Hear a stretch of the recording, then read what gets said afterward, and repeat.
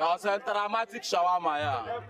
Lagos Island has imposing architectural structures dotted on each side of the road, filled with people who are not sure if they will be locked out from their homes next year due to rental fee hikes. The buildings on the other side of the road wear an empty, forlorn look. Beggars are always on the streets. A thin, middle aged man in an oversized jacket comes towards my window. In impeccable English, he explains that he is not a beggar, but a medical doctor who worked in the hospital about 3 blocks from the right side of the street we were on. He has an accent that must be from Cross River State, unmistakably lyrical. He says his daughter is in terrible shape. She has a ruptured appendix and was admitted in the same hospital where he worked. I'm trying to raise money for my daughter, but we haven't been paid for about 6 months now. It was difficult to tell truth from falsehood in Lagos. Poverty taught most people the art of deceit as a means of livelihood. Today, I discover an even more ingenious way of begging meant to jolt one's physical and spiritual sensibilities. At the junction just before the traffic lights, a man who looks like he was a few seconds away from being called to be with the Lord is being pushed around in a wheelchair by a dreary looking assistant.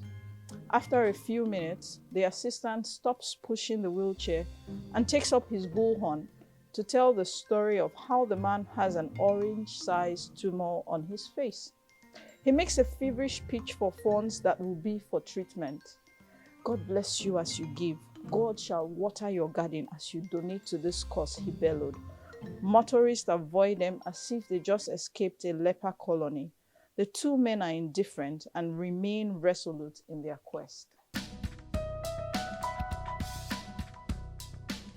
name is Eriye Onagoruwa. I work in an energy company.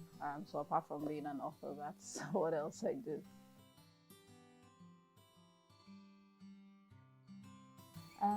So to be honest, so I used to work in another company, and you get to that stage in your career where you feel like your life is stuck in a rut. Like you wake up every morning and you're like, okay, we have to do this again. Nothing is challenging. It's just you just know you're built for more. So that's the stage I was in. I'll go to work just completely dissatisfied. And we had friends. You know how it is in the office. We'll talk about all the things happening and not happening to us. And then it was just every day we were complaining. And then one day I said to myself, I said, Eri, but you're right, yeah, because I started writing from when I was like 8 years. And I said, instead of complaining, look inwards and do something. And literally, that's how Dear Alaere was born.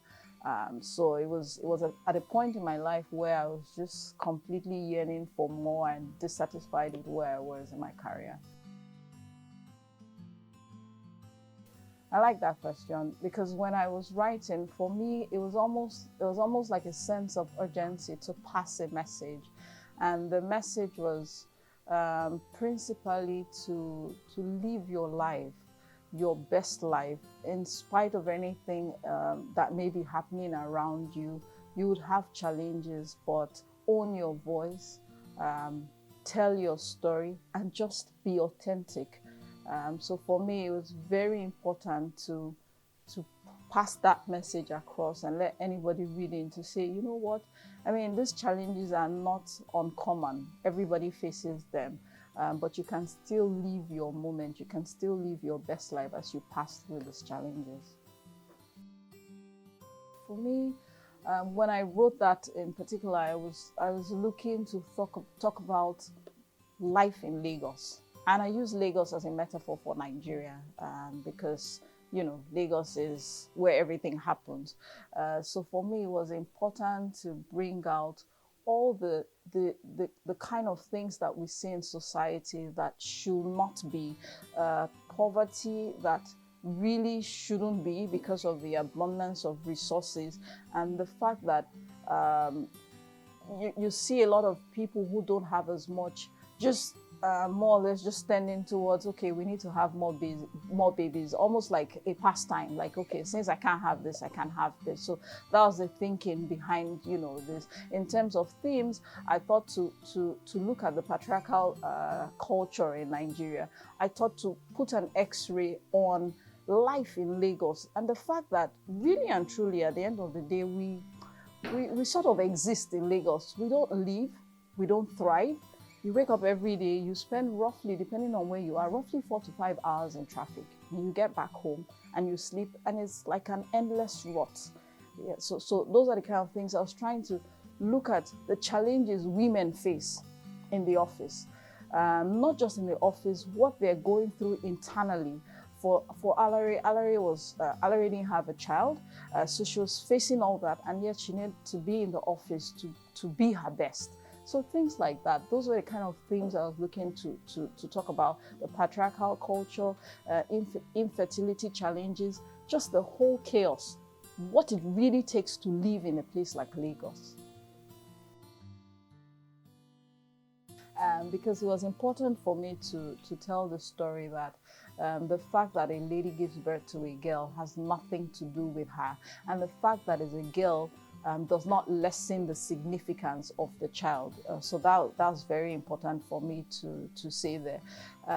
We find it, like you said, in Nigeria, and it hasn't changed. Well, maybe, our voices are being more amplified, so people are getting more aware, but it's still there. When a child is born, depending on the sex, the blame game, shifts. And another thing I wanted to point out so strongly was, what if it's the man at fault?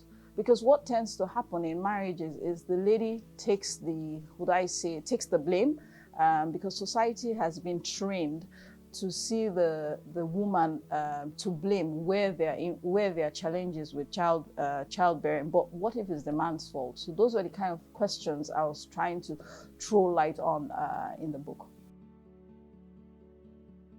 Not very well, to be honest, because growing up, it was almost like a taboo. My dad didn't want to hear anybody speaking pidgin, so it was like, well, I say by force, we had to learn. But, a story like that, I had to use pidgin to reflect the characters. So someone like Alhaji Wasiu, typical characters that would necessarily speak pidgin English. It was important for me to reflect that in the story so that the reader understands that, just the different strata in society and the levels of people that we have. I would say, tell your story unapologetically. Because somebody also asked me, and I said, but you can't live life just expecting to be validated or not validated. Yeah, so for me it was important to pass a message. For me it was important to tell my story. The validation, secondary, because I will do it the same way, whether or not whatever anybody thought or thinks about dear Alaere, I will tell my story, because it's important at the end of the day. When you go to bed, be satisfied that you have done what truly makes you happy as a writer.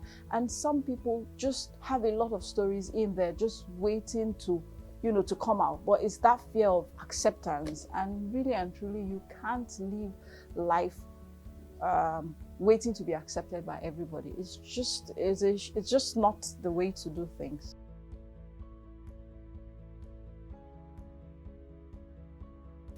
I would say that is changing, to be honest. I mean, a lot of reading clubs springing up rather. I will say it's changing. I know that, just even surviving in Nigeria is an art. So you find quite a number of people probably not having the time to read, but I don't think it's fair to say that we don't read. I think things are really, really changing.